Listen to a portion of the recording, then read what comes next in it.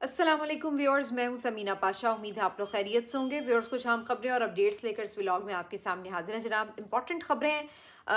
एक तो इमरान खान साहब से आज मुलाकात का दिन है, मंगल का रोज़, और आज एक दफ़ा फिर पीटीआई की तरफ से कभी कोशिश होगी कि इमरान खान साहब से मुलाकात हो जाए। इस सिलसिले में बाकायदा एक लिस्ट भी जमा करवा दी गई है। आज पीटीआई के जो मेंबर्स हैं वो भी पहुंचेंगे अडयाला जेल के बाहर, इमरान खान साहब से इज़हार यकजहती करेंगे। इससे पहले सुप्रीम कोर्ट के बाहर एक एहतजाजी मुजाहरा भी किया जाएगा और इसके लिए बाकायदा अली हमजा की तरफ से जो पंजाब के मेंबर्स हैं उनको एक हिदायतनामा भी जारी कर दिया गया है। इसके साथ साथ अहम जो खबर है वो ये भी है कि जो आज़ाद कश्मीर में एक कार्रवाई डालनी थी और पीपल्स पार्टी को इनाम मिलना था 27वीं तरमीम का, वो उससे मिल चुका है और नए वज़ीर आज़म मुंतखब हो चुके हैं। पाकिस्तान पीपल्स पार्टी से उनका ताल्लुक़ है। इसके ऊपर भी आपको तफसीलात बताते हैं। दूसरी तरफ ये भी आपको बताएंगे कि एक आपको याद होगा पिछले दिनों एडीसीआर की बड़ी खबर चली थी, इकबाल संघेड़ा, जिनके बारे में ख्वाजा आसिफ साहब बड़े टची थे, उनके बारे में बड़ी दिलचस्प खबर जो है वो सामने आ रही है। उसके ऊपर भी बात होगी, आखिर वो कहाँ चले गए संघेड़ा साहब। और फिर लास्टली ये भी बात करेंगे कि इमरान रियाज भाई एक दफ़ा फिर से बड़ी ज़्यादा एक तनकीद की जद में हैं और उनके ऊपर बाकायदा एक मुहिम स्टार्ट कर दी गई है। और मज़ाहिर ये पीटीआई के हामियों की तरफ से ही एक ग्रुप है जो कि इमरान रियाज भाई को जो है वो टारगेट कर रहा है, और वो सिर्फ उन्हीं को नहीं बल्कि और भी पीटीआई के बहुत से सोशल मीडिया एक्टिविस्ट हैं उनको भी टारगेट कर रहा है। तो ये जो इनकी आपसी लड़ाई है, इससे इनको क्या फ़ायदा हो रहा है या नुकसान हो रहा है, इसके ऊपर भी कुछ बात करेंगे। आपसे रिक्वेस्ट है कि चैनल को सब्सक्राइब कर लें अगर अभी तक सब्सक्राइब नहीं किया। तो सबसे पहले बात कर लेते हैं जी कि क्या हो रहा है मंगल के रोज़ जी। एक तो एक अहम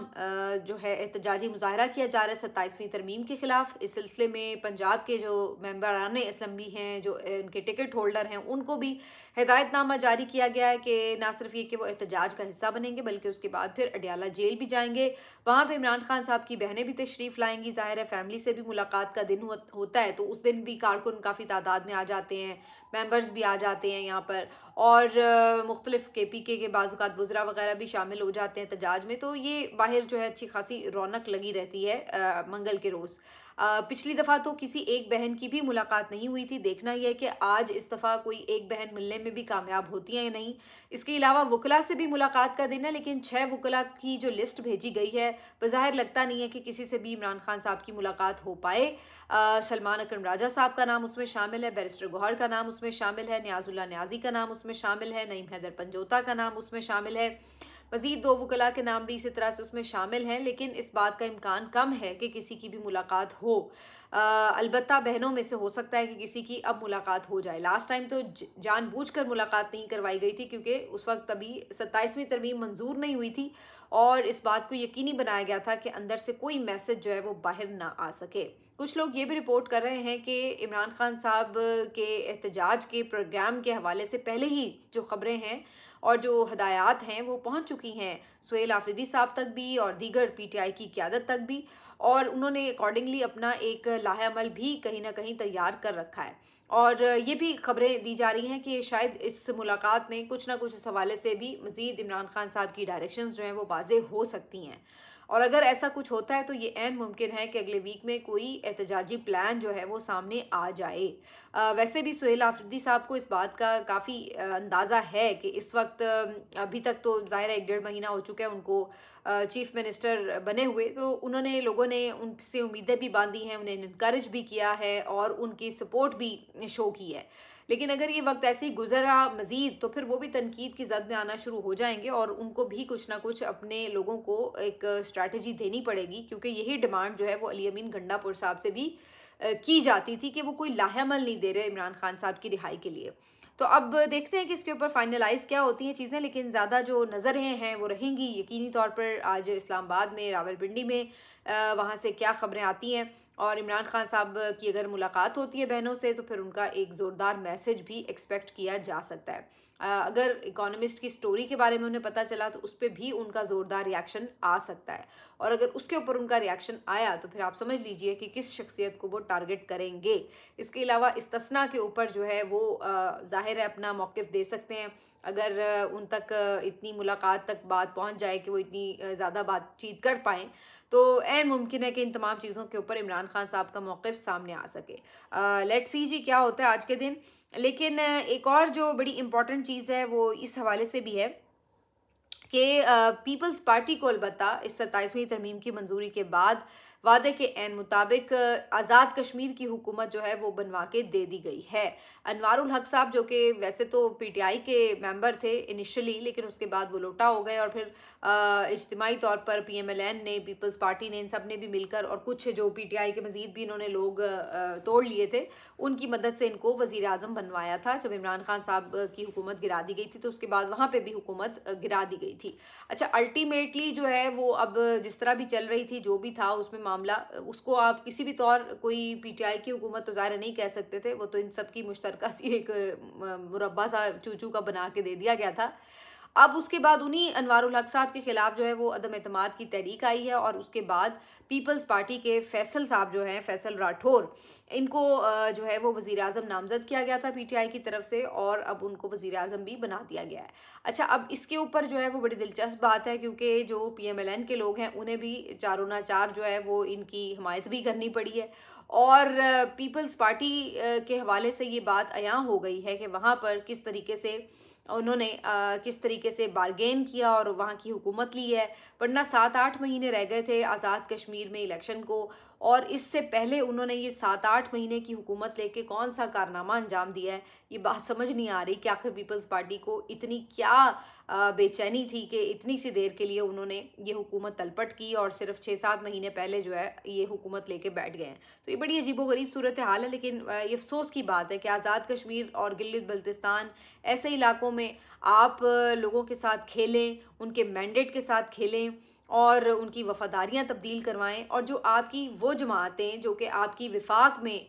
समझ लें कि मजबूत जमातें हैं, अगर वहाँ पर आप उनको कमज़ोर कर रहे हैं तो आप ख़ुद ही अंदाज़ा लगा लीजिए कि आप कितना ज़्यादा एक गैप क्रिएट कर रहे हैं, बजाय इसके कि वहाँ पर आप एक स्ट्रॉन्ग गवर्नमेंट दें जो कि डिलीवर करे उन लोगों के लिए और वो आपके साथ मज़ीद अच्छे से जुड़े रहें और कोई साजिश जो है वहाँ पे पनप ना पाए। उल्टा वहाँ पर जो है वहाँ पे भी आप तजर्बे करने से बाज नहीं आते, जो कि बहुत ही एक अनफॉर्चुनेट सिचुएशन है। खैर, कहीं पे भी तजर्बे तो नहीं होने चाहिए, लेकिन हैरत अंगेज़ तौर पर ये खेल तमाशा जो है इसको इतना मजाक बना दिया गया कि ये लोग अब आहिस्ता आहिस्ता वहाँ पे इररेलेवेंट होते चले जा रहे हैं। और अभी आपने देखा था ये पीछे जो इनकी एक्शन कमेटी थी, उनकी पजीराई आप देखें और जो इन सब ने मिलकर वहाँ पे जलसा किया था उसकी आप देखते पजीराई कि वहाँ पे चंद लोग भी इकट्ठे नहीं हुए थे जब इन सब जमातों ने मिलकर जलसा किया था। दूसरी तरफ जब ये एक्शन कमेटी के मुजाहरे शुरू हुए तो फिर आपने देखा था कि जो सूरत हाल भरी थी कि इनसे संभाले नहीं संभले थे। तो ये हकीकत है कि जब आप आवाम से दूर होकर सियासत करते हैं तो फिर आप इसी तरह अवाम के दिलों से निकल जाते हैं, अवाम भी आपको बिल्कुल लाताल्लुक कर देते हैं और ये सूरत हाल वहाँ पर इस वक्त है भी। बहरहाल जी, पीपी की जमहूरियत आजकल बस इतनी की है, इसलिए उनके ऊपर अब मज़ीद क्या बात करें। लेकिन दूसरी तरफ मामलात जो हैं वो नून के भी अजीबो गरीब ही हैं। ख्वाजा आसिफ साहब जो कि अपने उस वक्त के रिटर्निंग ऑफिसर जिनकी करम नवाजियाँ भी उनके साथ हैं, उन सब के उनकी गिरफ्तारी के हवाले से बड़े सीखपा हुए थे और बड़ी उन्होंने इसके ऊपर तल्ख बातें भी की थी, बड़े दुखी भी हुए थे, बड़े ट्वीट श्वीट भी किए थे।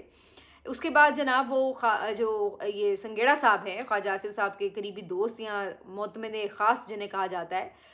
वो कुछ देर तो रहे हैं जेल में और उनको कुछ यानी कैद में रखा गया है। ये अलग बात है कि उनकी कैद सुना है कि बड़ी पुरतकल्लुफ़ किस्म की थी और बड़ी सहूलियात उन्हें वहाँ पे दस्तयाब थी। लेकिन अल्टीमेटली एक बड़ी दिलचस्प खबर रिपोर्ट हुई है और ख़बर ये है कि जनाब ना सिर्फ ये कि ये इकबाल संगेड़ा साहब जो है ये पुलिस की हिरासत से फ़रार होने में कामयाब हो गए हैं, बल्कि आज तो ये खबर भी आई है कि वो बाकायदा तौर पर मुल्क से बाहर चले गए हैं और यूरोप शोरप कहीं पहुंच गए हैं वो। तो आप अंदाज़ा लगाइए कि ये कितना बड़ा मजाक है इस मुल्क के साथ। यानी एक शख्स जिसके ऊपर आप इतने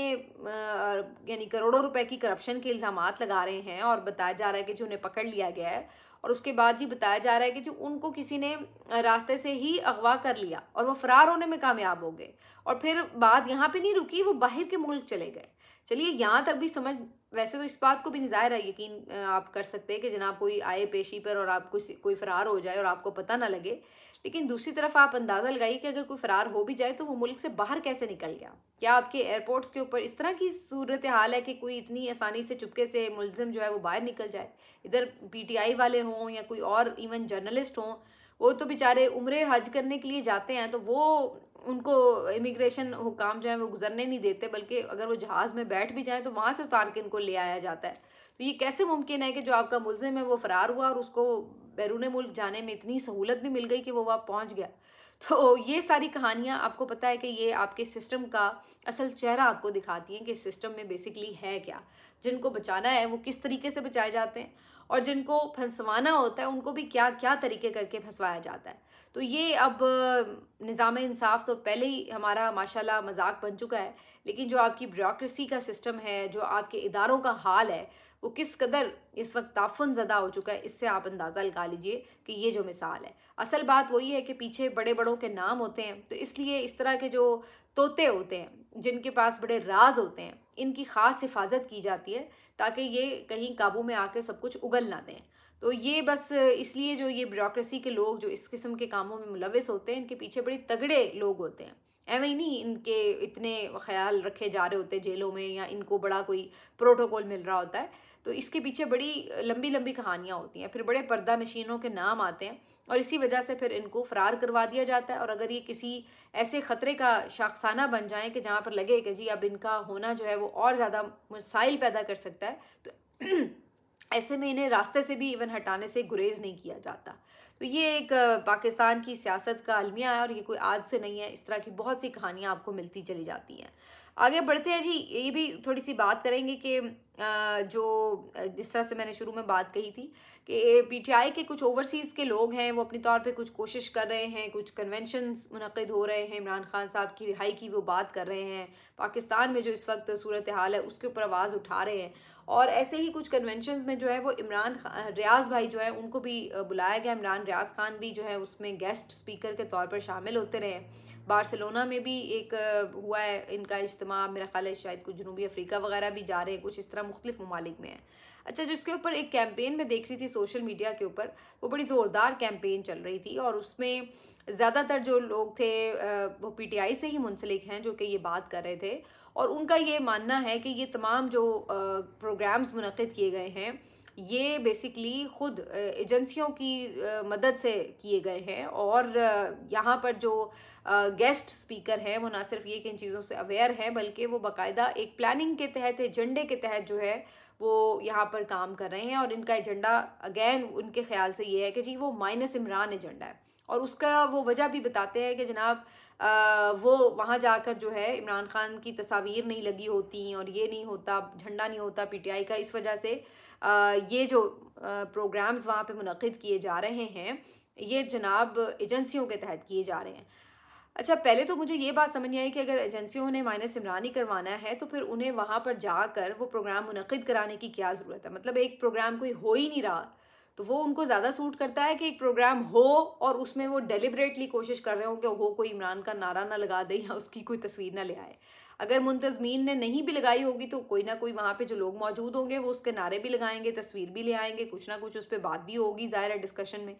तो मेरे ख्याल से मुझे ये समझ नहीं आई कि ये किस किस्म का माइनस इमरान है कि जिसमें वो वहाँ पर बाकायदा प्रोग्राम्स कर रहे हैं। अच्छा चलिए, अगर ये मान भी ले कि ऐसी कोई बड़ी गेम होगी या कुछ है, तो तब भी पहले कोई इस तरह के जो कोशिशें हुई हैं माइनस इमरान की, चाहे वो बड़े बड़े लीडर्स के थ्रू करने की कोशिश की गई हो, तो क्या वो कामयाब हुई हैं? अगर वो उस वक्त कामयाब नहीं हुई और जल्द या बदेर जो कोई भी एक्सपोज हो गया ये काम करते हुए कि जी वो इमरान खान को फॉलो नहीं कर रहा या उसको माइनस करने के चक्कर में है, तो वो तो खुद फिर माइनस होकर रह गया। तो फिर खौफ किस बात का है कि आप जो है वो इस तरह की कोई भी एफर्ट अगर हो रही हो तो उसको जो है वो आप कंट्रोवर्शियल कर दें। दूसरा, ख़ास तौर पर चलिए आप अपने लोगों में करते हैं कि जी नहीं इसने ये खुद लीडर बन गया, ये खुद ज़्यादा हीरो बन रहा है, इसलिए चले वो तो आप लोग आपस में लगे ही रहते हैं, उस पर अब मैं क्या बात करूँ। तो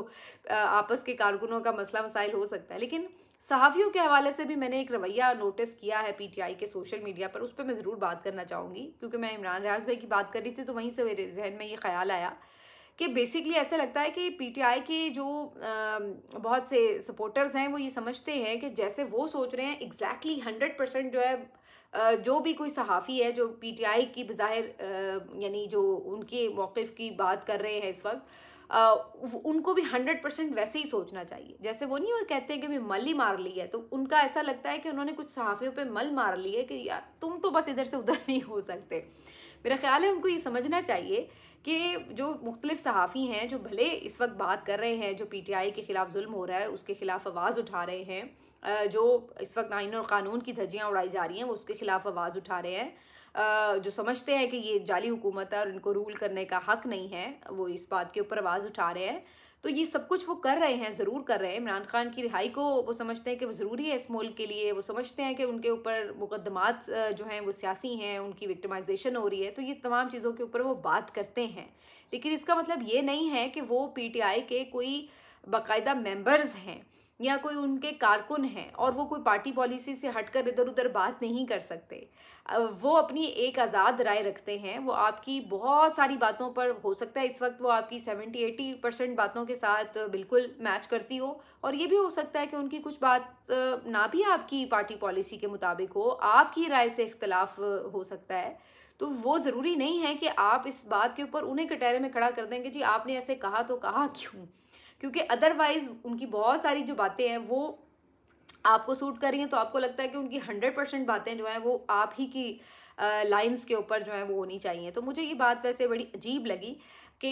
ये फ़र्क आपको समझना चाहिए कि अच्छी बात है कि अगर उनकी बहुत सी बातें आपको सूट करती हैं, लेकिन अगर कोई नई बात सूट करती तो उसको भी टॉलरेट करने का एक मेरा ख्याल है कि मादा होना चाहिए। एक बात, दूसरी बात ये कि हर अगर सहाफ़ी पे आप इसी तरह चढ़ दौड़ेंगे, हर सहाफ़ी को अगर आप कंट्रोवर्शियल करने लगेंगे, कोई भी सहाफ़ी ज़रा सी कोई उधर की बात अगर कर देता है या कोई नरम बात कर लेता है तो फ़ौरन आप उसको कंट्रोवर्शियल करने लगेंगे, तो इस तरह तो आपके हक़ में जो कुछ आवाज़ें हैं वो भी आप खो देंगे, और वो भी ऐसा लगेगा कि वो सोचने पे मजबूर हो जाएंगे कि यार हम ज़रा सी इनकी बात, इतनी सारी चीज़ें हम इनकी बात इनकी सपोर्ट में करते हैं, लेकिन जहाँ पे कहीं हम अपनी इनकी सपोर्ट में कोई बात नहीं जा रही होती तो ये फ़ौरन हमारे पीछे भी लठ लेके भाग जाते। तो मेरा ख्याल है ये कोई अच्छा तर्ज अमल नहीं है। आपको ये समझना होगा कि सहाफ़ी सहाफ़ी होते हैं और जो पीटीआई के कारकुन हैं वो पीटीआई के कारकुन हैं, और आपको ये सहाफ़ियों को मार्जिन देना होता है कि भाई वो अपनी आज़ाद राय रखते हैं। तो मुझे इमरान रियाज भाई के हवाले से भी आप अगर ये सोच रहे हैं कि जी वो इसलिए किसी कन्वेंशन में आके कोई तकरीर करने से इनकार कर देते कि जी यहाँ पे इमरान खान की तस्वीर नहीं लगी या यहाँ पे इमरान खान का झंडा नहीं लगा तो मैंने यहाँ पे खिताब नहीं करना, तो ये कैसे हो सकता है? वो कोई कारकुन तो नहीं है, पार्टी लीडर्स की तरह वो ये तो नहीं आके कह सकते कि वो जो है इमरान खान की पहले तस्वीर लेके आओ तो फिर मैं इसके ऊपर जो है वो तकरीर करूँगा स्टेज के ऊपर। तो अगर मुझे भी कभी कोई बुलाता है, किसी भी मौजू के ऊपर बात करनी होती है, तो ज़ाहिर है आप इंडिपेंडेंटली अपनी कैपेसिटी में जाके बात करते हैं, और अगर उसके मुंतज़मीन ने किसी भी तरह का बैकग्राउंड रखा है, कुछ भी किया है, तो वो उसकी अपनी चॉइस होती है। तो इस लिहाज से इस तरह की चीज़ों के ऊपर किसी की जितनी भी आपके लिए स्टैंडिंग होती है उसके ऊपर जो है उस सवालिया निशान खड़े करके उसकी क्रेडिबिलिटी को ख़राब करना, मेरा ख्याल है ये कोई मुनासिब अमल नहीं है।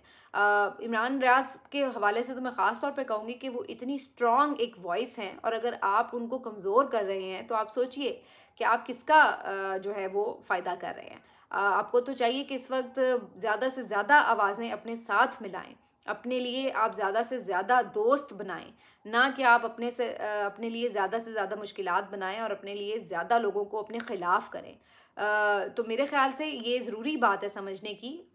जहाँ ये आप लोग कहते हैं कि जी आप यानी सोशल मीडिया की वजह से या पीटीआई के बहुत सारे सपोर्टर्स की वजह से बहुत से जो यूट्यूबर्स हैं, सहाफ़ी हैं, उनको व्यूज़ मिलते हैं, ये बात दुरुस्त है। लेकिन दूसरी तरफ ये बात भी दुरुस्त है कि आप लोगों को भी उनकी आवाज़ उठाने का फ़ायदा होता है। ऐसा तो नहीं है कि आप लोगों को कोई उनकी आवाज़ उठाने का फ़ायदा नहीं है। बहुत से मामलात पर तो मैं इवन देख रही होती हूँ कि जहाँ पीटीआई लीडरशिप बिल्कुल सील्ड लिप्स के साथ बैठी हुई होती है, वहाँ पे भी बहुत से सहाफ़ी जो हैं वो बड़ी खुल के आवाज़ उठा रहे होते हैं। तो ये एक टू वे प्रोसेस है, कोई किसी पे वो नहीं कर रहा, एहसान नहीं कर रहा है कि कोई सहाफ़ी अगर हक सच की बात कर रहा है तो वो पीटीआई पे बड़ा एहसान कर रहा है। वो अपने ज़मीर के सामने जवाब दे, उसको जो लगता है कि वो सही है बात वो कर रहा है। और इसी तरह अगर कोई जो सोशल मीडिया के लोग हैं वो सहाफ़ियों को सपोर्ट कर रहे हैं, ऐसे सहाफ़ी जो कि किसी न किसी तरह मुश्किलात का शिकार हैं सच बोलने की वजह से, और सोशल मीडिया के बहुत से लोग उन्हें बहुत सपोर्ट भी करते हैं, तो ये भी बिल्कुल ज़बरदस्त बात है उनकी तरफ से। लेकिन जो बहुत से लोग काम कर रहे हैं या बाहर निकल कर आवाज़ उठा रहे हैं, उनको कमज़ोर करना या उनको कंट्रोवर्शियल बनाना, मेरा नहीं ख्याल है कि ये कोई अच्छी पॉलिसी है आपकी अपनी जमात के लिए, क्योंकि इससे तो उल्टा आप उन आवाज़ों को कमज़ोर कर रहे हैं जो कि आपकी बहुत बड़ी स्ट्रेंथ भी है। मिलते हैं आपसे अगले वीलॉग में, अपना ख्याल रखिए, अल्लाह हाफ़िज़।